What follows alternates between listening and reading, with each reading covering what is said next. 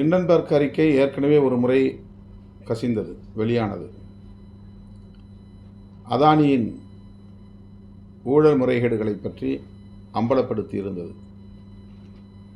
ஆனால் பெரிதாக ஊடகங்களில் கூட விவாதிக்கப்படவில்லை என்பது குறிப்பிடத்தக்கது. மீண்டும் அதனை அம்பலப்படுத்தி இருக்கிற சூழலில் அனைத்து தரப்பு ஜனநாயக சக்திகளும் இதனை விவாதிக்க வேண்டும், அழுத்தம் கொடுக்க வேண்டும். அவர்களை பாதுகாத்து வருகிற இந்திய ஒன்றிய ஆட்சியாளர்களுக்கு இதனை கொண்டு போய் சேர்க்க வேண்டும். அந்த வகையிலே அவருடைய பங்களிப்பு, கட்சி சார்பற்ற நிலையில் இருக்கக்கூடிய ஜனநாயக சக்திகளின் பங்களிப்பும் முக்கியமானதாக நான் பார்க்கிறேன்.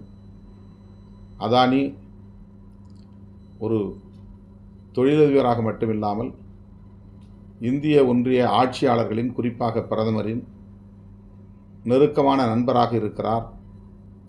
பிரதமரோடு வெளிநாடுகளுக்கும் பயணம் செய்யக்கூடியவராக இருக்கிறார்.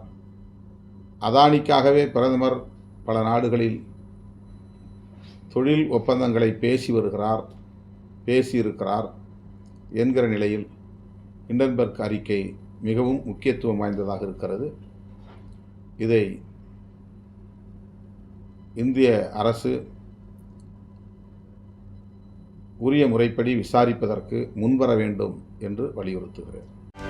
செய்திகளை உடனுக்குடனும் துல்லியமாகவும் தெரிந்து கொள்ள சப்ஸ்கிரைப் பண்ணுங்க.